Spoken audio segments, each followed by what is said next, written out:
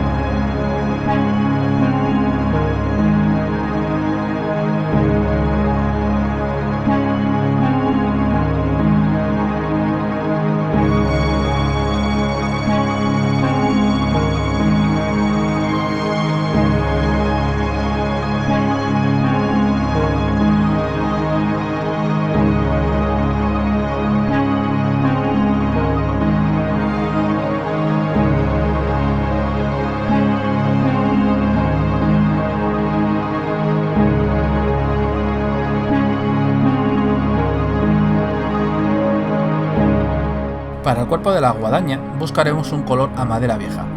Con un tono tirando al verde lograremos este efecto de manera sencilla. Mezclemos Steel Legion Drab con Abaddon Black. Esta mezcla la usaremos de capa base. Luego, para la luz, utilizaremos Steel Legion Drab puro. Con pasadas suaves por encima resaltaremos el grabado y el detalle de la madera.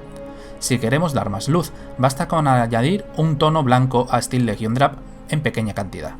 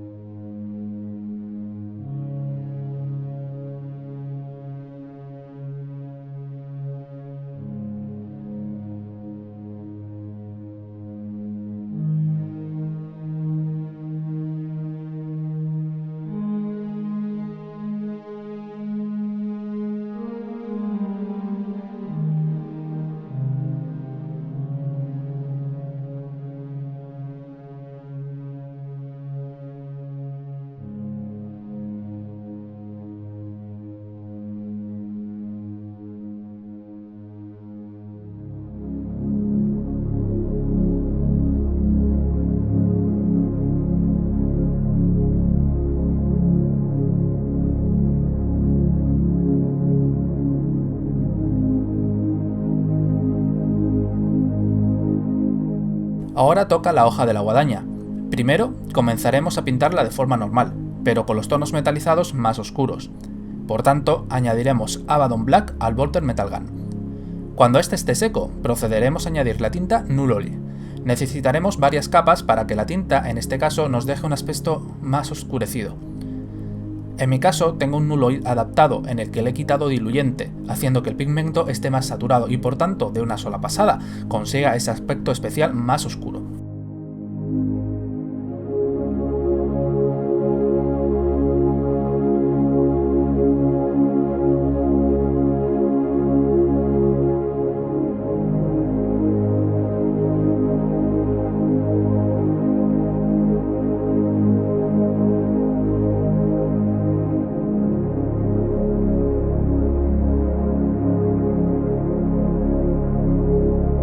Damos algo de luz al metal con Bolter Metal Gun, en pasadas suaves, intentando resaltar un poco la forma de la hoja.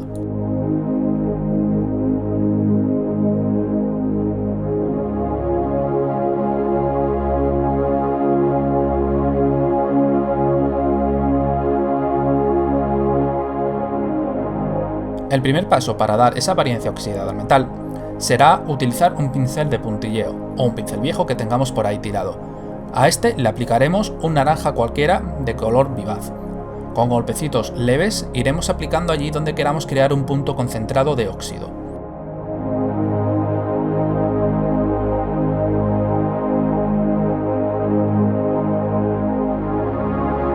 El último paso para nuestra oxidación del metal será crear el óxido menor y la corrosión por humedad.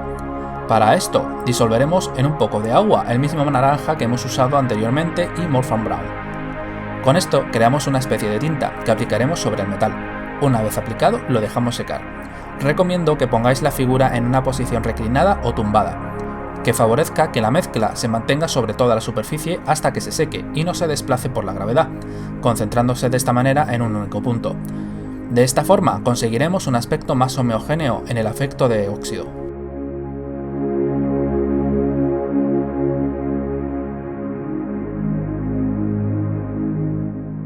Para finalizar, resaltaremos un poco los bordes y la forma de la hoja con Iron Breaker Armor.